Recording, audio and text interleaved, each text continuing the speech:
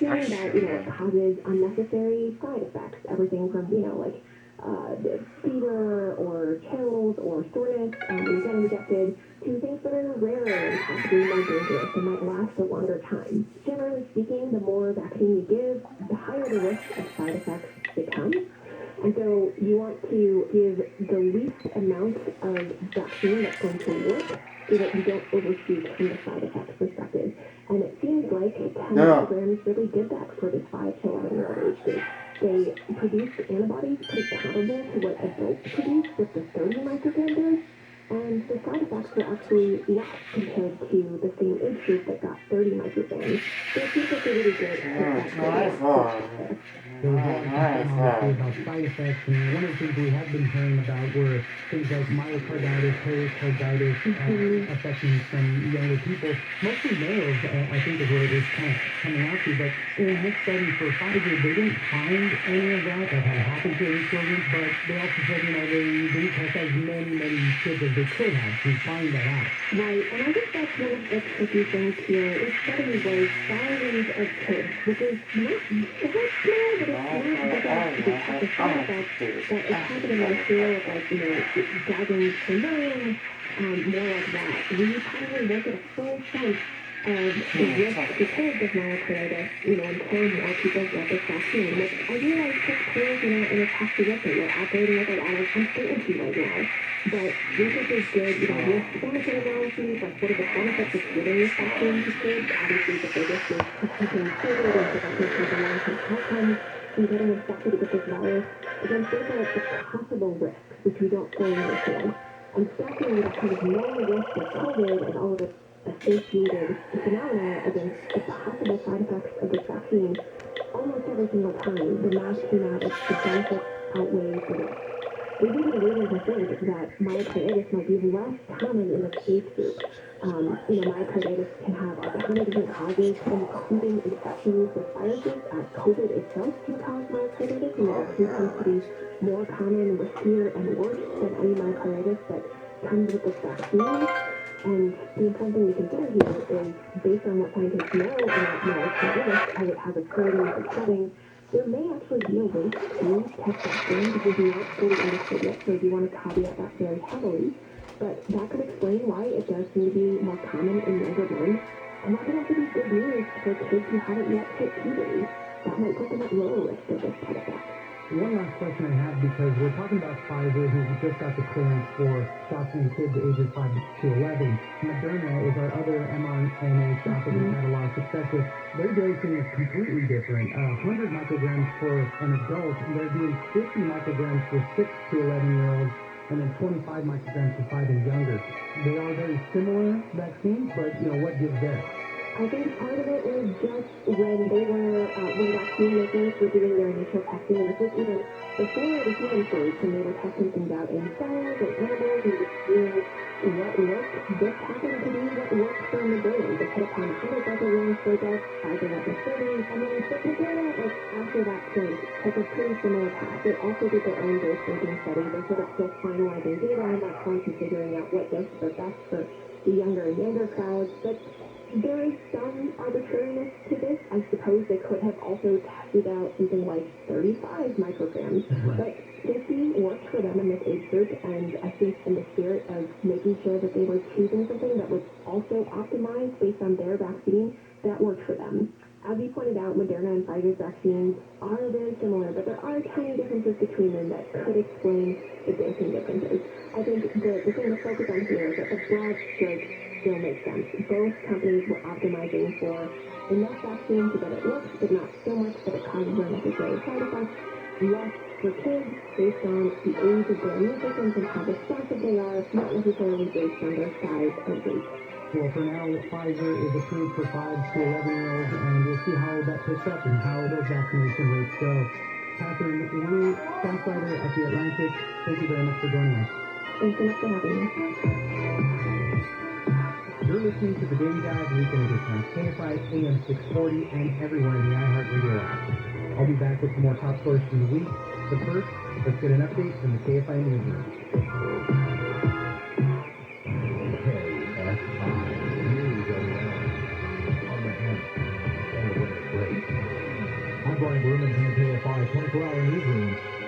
Kaiser Permanente healthcare workers in Southern California are planning to strike November 15th. The vice president of the union representing the workers, Charmaine Morales, says she hopes the deal can be reached. Will not have to go on strike, or our members could still continue working? The union says the hospital system is offering much lower wage increases than it wanted. The vice president of Kaiser says the hospital is dealing with the challenge of rising healthcare costs. But Kaiser says it thinks a deal can be reached. Potentially high levels of pollution have prompted the South Coast Air Quality Management District to extend a mandatory ban on indoor and outdoor wood burning across much of SoCal through tonight at midnight. The residential wood burning ban is in effect for Orange County and for non-desert areas of LA, Riverside, and San Bernardino counties.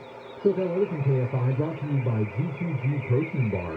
Low clouds and fog and partly cloudy by the afternoon. Low 60s to low 70s at the beaches. Low 70s in Metro LA and OC. Heavy fog in the Inland Valleys. Highs in the upper 60s to mid 70s. Low to upper 70s in the Inland Empire. We read local from the KFI 24-hour newsroom. I'm Brian Bruman. With so many protein bar options, how do you choose? Here's a little secret. They keep the fresh ones in the fridge. G2G bars are premium protein bars that taste amazing. Find them in the fridge at Albertsons, Smart and Final Extra, and G2GBar.com. Hey, Gary, how are things? Things are great, but I watched my mortgage payment with Oni without even leaving my couch. I got a no closing cost refi at a great low rate, and Oni did it all in less than 3 weeks. It was easy, no muss, no fuss. Be like Gary. Call Oni at 855-5ONI and crush your mortgage payment with today's 30-year fixed refi at 2.75% rated APR with no closing costs. None. Zero. Even if you've refinanced recently, call 855-5ONI and let us crush your monthly payment even more. That's 855-5ONI or log on to oni.com. NMRS 2611, licensed by the Department of Financial Protection and Innovation under the California Residential Mortgage Lending Act, subject to credit approval. Call 823-852-6464 for terms and conditions. You can crush it too with a 30-year fixed 2.75% rate at APR with absolutely no closing costs. Walgreens is making Medicare easier than ever with the new Find Rx coverage tool. Compare plans online, over the phone, or in person for free. Find a plan that's right for you, plus low-cost copays by visiting walgreens.com/Medicare. Radio advertising can connect your business with holiday shoppers wherever they go. Use iHeart Ad Builder to create an affordable custom radio ad right on your phone. Just click, listen, approve, then hear it on the radio. Create your customized ad today at iHeartAdBuilder.com. 1-877 cars for kids. KARS cars for kids. Donate your car today with 1-877 Cars for Kids. We're a recognized 501c3 charity organization, so you'll receive a maximum tax deduction. What's more, you'll receive a vacation voucher of 3 days and 2 nights. Also on the web at carsforkids.com. 1-877 Cars for Kids. Donate your car today. Now accepting donations of land, homes, buildings, or any kind of real estate. That's what I'm saying. He said Peloton. Like Peloton's a good word. Now I know it. I don't have to spell a fancy word on your side. Weekdays 2 to 6 on KFI. KFI congratulates Koala Sharp and Mocali for their well-deserved recognition at the LA Press Club Southern California Journalism Awards. Looking at not one, but 2 nods for Best Personality Interview and Radio Journalist of the Year. Beautiful results just really warms my heart. And expand the trophy case. KFI AM 640. More stimulating talk. This is KFI AM 640, heard everywhere in the iHeartRadio app. I'm Oscar Ramirez, and you're listening to the Daily Dive Weekend Edition. Right now, we've been hearing a lot about the Great Resignation. These are people that are leaving their jobs for a variety of reasons, whether they want more pay or better working conditions, and we're seeing the effects on the job market. In some cases, people have quit their jobs and found better ones. Many are finding success with gig jobs. Employers desperately searching for new workers aren't worried about gaps in their resume, as many people are looking for the first post-pandemic jobs outside of what they did before 2020. And some of the lessons that people have made the move are learning are to not stay where you're not heard. And company loyalty goes both ways. You need the company to have your back at various stages of the job. So for more on people who have left their jobs and found something better, we'll speak to Carla Miller, work advice columnist at the Washington Post. A lot of these rules that we were taught growing up about how to succeed in business and how to get ahead and how to build a career, right now they're kind of on hold. I wouldn't say they've been obliterated forever, but with the pandemic, We've seen more job hopping, more people taking gig jobs. We've seen some gaps in people's resumes because they had to take time off to take care of their family, or they were out sick, or they got furloughed for a while. These are all things that are happening to workers, and whereas before it would have been something you'd be nervous about having on your resume, in 2020, 2021, it's not that uncommon, and it's not likely something that you're going to get dinged for when you're looking for a new position. Employers are going to look at that period on your resume and say, oh, that was the pandemic, right, okay. The words that stuck out to me were transition resume, right? Really a lot of things that were happening during the pandemic, they're either going to overlook or have that understanding that it was a tough time. Yes, exactly. That came from Lauren Milligan, who runs a company called ResumeDay.com, and she's doing a lot of the front lines of what people are putting on their resumes and the concerns that they have about talking about their work history. And many of them are transitioning from a job that doesn't exist anymore to something new, or they had time off during the pandemic and started really thinking about what they want out of life and a different direction that they might like to go in. And so some folks are training for new skills, or they're starting that business that they've always wanted to do but never had time for. And so those are some of the reasons also that they're making this transition. Yeah, and the training is an important thing. A lot of people feel, I need to get this credit for these certifications to be able to move into the other job, but you got to do your research too and make sure that the time and the money you're going to put into those things are actually worth it. Will that job actually need those things? There's a lot that goes into it. Tell me, because you talk to a lot of people, tell me a couple of success stories, I guess, where people did leave their current jobs and found something better, because in a lot of cases, people were leaving their jobs for mental and physical health reasons. Being overworked was something we heard so much about. Some folks they were driven out of their old jobs, or they left them voluntarily because they couldn't handle the stress, and they've taken on lower stress jobs at, for example, retail outlets, which can always use more workers at this time, or they are doing more freelance work, or picking up gigs, doing stuff that wasn't necessarily related to their previous job, but they're much happier about it. One of the workers I wrote about this week was a forklift operator working under just brutal conditions over the summer in a warehouse. It's insanely long weeks, high temperatures, and a very unsympathetic management. He quit. He's working gig jobs now, and he said he realizes it's not sustainable forever, but he and his girlfriend are both doing gig work, and they're much happier, and their relationship is better, and they're just more at ease and more relaxed with themselves. And eventually they'll probably pick up and try to find something more steady and full-time, but they are happier now. I heard from a lot of retirees, people who weren't planning to retire for another 5 or 10 years, but with the pandemic and the pressures of the job, or if they got laid off, they crunched some numbers and they realized, I can't afford to retire now if I want to. I will have enough in retirement, or I'm not going to make that much more if I stick with it till 70. So they went ahead and retired. And I heard from one gentleman who has been traveling across the country, attending baseball games, doing a road tour, and seeing professional baseball games where he's in with the state. He's visiting family and attending family events that he wouldn't have been able to before when he was working. A lot of retirees are finding themselves surprisingly happy. Even though they're retiring sooner than they intended, they're able to get by. One of the things you wrote about is company loyalty and how it does go both ways. And a lot of people, were sticking with the jobs they might not have been happy with, or grueling hours, or whatever it might be, because they were loyal to the company that might have been good to them before. And a lot of times they might have left because they weren't feeling that anymore. And on the other side of it, it did benefit them. Yeah, that is something that's absolutely happening. That loyalty as a concept, it's a nice concept, and you want to say, oh, the company's good to me, I'll be good to the company, they take care of my needs, I do a good job for them. More and more people are seeing it more in a transactional sense.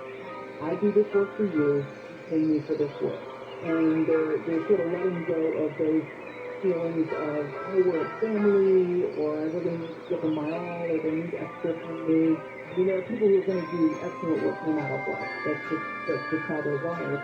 But I think more and more people are realizing it really is a transactional situation. It is, you are hired to do a job, you do the job, you get paid for it, and you get compensated accordingly, and if it's demanding more from you than you are receiving, or it's taking a toll on you physically and mentally that isn't worth the money you're getting, people are opting out. Yeah, so in many cases, we've seen a lot of people quit their jobs for all these variety of reasons, and they did find success on the other side of it. I'm looking forward to your next column, where you're going to be talking about workers who didn't have as much luck securing a better job. So I know that's going to be coming up next.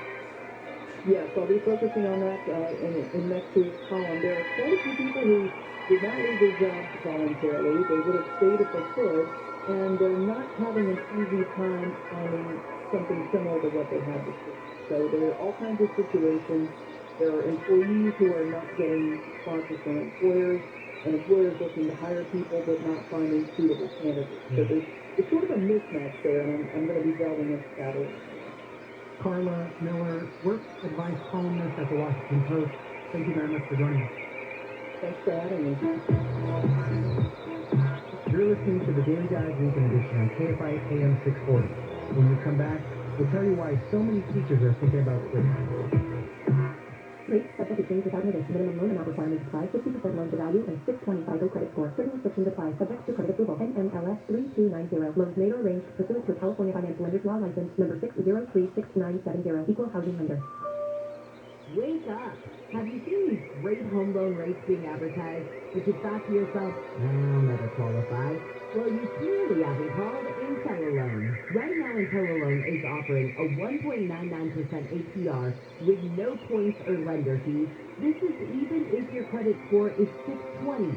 So no more excuses. Even if you've got okay credit, you're self-employed, whatever it is, IntelliLoan can help you get that great home loan. So call IntelliLoan today and ask about a 1.99% APR with no points or lender fees, even if your credit score is 620. Call them at 1-800-918-6200. That's 1-800-918-6200. Or just go to IntelliLoan.com. IntelliLoan. Follow smart. Contractor license 1047-781. Duck is Goodrich taught Sandy to do things the right way, not the easy way. And now, every ghetto technician has a digital assistant named Duncan. Digital Duncan is a genius, just like his namesake. Back during the Cold War, the U.S. government came to my dad and said, we need you to build a giant freezer at the test site and then bring it down to 50 degrees below zero. They wanted to make sure their nuclear triggers would function if they had to send warheads to Russia during the wintertime. So Dad designed a cascade system that used weird gases like argon and CO2 instead of Freon. He and I got that system down to 50 degrees below zero in the Nevada desert in the summertime. When the U.S. government needs a genius solution, they ask Duncan Goodrich. And when your ghetto technician needs a genius solution, they ask Digital Company. Ghetto has been awarded 114 patents. Cool stuff we invented, and we believe number 115 is on the way. Ghetto, G-O-E-T-T-S. To keep you cool, they charge it special. Hey Jerry, how are things? Things are great, but I crushed my mortgage payment with Oni without even leaving my couch. I got a no closing cost refi at a great low rate, and Oni did it all in less than 3 weeks. It was easy, no much, no fuss. You like Gary, call Oni at 855-5ONI and crush your mortgage payment with today's 30-year fixed refi at 2.75% rated APR with no closing costs. None. Zero. Even if you've refinanced recently, call 855-5ONI and let us crush your monthly payment even more. That's 855-5ONI or log on to ONI.com. NMLS 2611, licensed by the Department of Financial Protection and Innovation under the California Residential Mortgage Lending Act, subject to credit approval. Call 823-852-6464 for terms and conditions.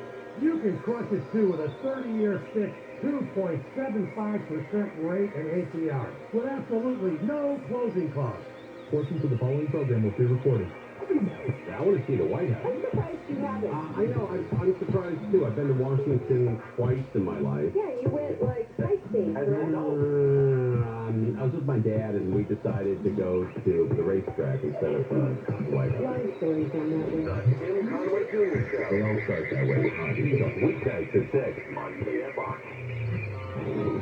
I know people in my life who desperately want to see their party completely decimate the other political parties. Let me compare it to the Giants-Dodgers rivalry. If the Giants don't have the Dodgers, Part of what makes baseball great is taken out of it for They end up talking crap about the Padres, and nobody feels good about themselves after doing that. weekdays at 10 a.m. on KFI. Let's move over to the wars in the future. Right? After the place falls apart. I'll get there. I get paid to do this. Morning from 6 to 10 on KFI. I know the weight of the world seems to rest on your shoulders, and sometimes life seems like it's filled only with confusion and chaos. But I assure you, I have a plan for you. The Jesus Christ Show. This morning at 6 on KFI. AM 640. More stimulating talk. This is KFI AM 640 heard everywhere on the iHeartRadio app. I'm Oscar Ramirez, and you're listening to the Daily Dive Weekend Edition. Finally, for this week, we've seen that the pandemic was a big inflection point for workers of all industries. But teachers were put in an especially difficult spot dealing with remote learning, back-to-school craziness, and concerns for their own health. Many teachers quit, and others are still thinking about it. A lot of them felt guilt, anger, and heartbreak over their choices. According to a recent survey, 1 in 4 American teachers reported considering leaving their jobs. And a lot of it has to do with the stresses put on them. Teachers wear so many hats already, the pandemic just added more to them. For more on all of this, we'll speak to Leslie Gray Streeter. She's an author and contributor to the Washington Post magazine. And she had conversations with 7 teachers who left the profession and tells us why. Like so many people in other professions who participated in the Great Resignation, there were already issues beforehand. Like maybe there wasn't enough payment or there wasn't enough flexibility even before COVID. And COVID exacerbated a lot of those conditions. And people are like, is it worth it for me to return? Even if when it made things are made even worse. And I think that for so many of the teachers that I spoke to, that was the case. Whether it was feeling like, we've always talked about teachers being underpaid, or being expected to spend their own money on supplies, or to act as, combination social workers and parents and suppliers of decor, all of it, and I think that so much of that was made worse when you also, there's no separation for so many people who were teaching remotely because they might have their own kids and their own families, their own things to do, and there was no separation. The woman I spoke to today, spoke about that. About her toddler, she has time to go to the bathroom, and she's monitoring a bunch of middle schoolers, and everything she's trying to do, it just is not. She was suicidal. She said she was absolutely depressed.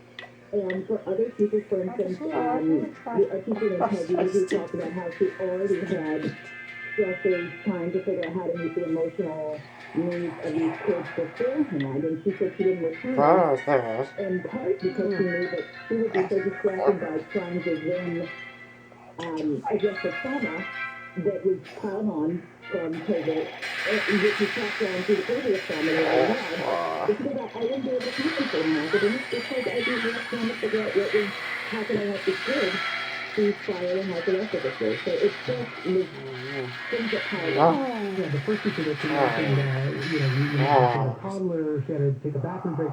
She found it so stressful that she had to take 5 minute break for everybody just so she could run and do something real quick. And, obviously you're in a Zoom session, the kids are at home. Now they're just kind of sitting there and it all bears down. I think someone you spoke to said it best, right? And you mentioned all those things that teachers do that we know that they do, right? Social workers, surrogate parents, all that. The teachers were already wearing so many hats. The pandemic just added more hats to that equation. And it became really, really tough. So tell me a little bit about the conversations that you had with some of these teachers, because one of the things that popped up a lot was guilt.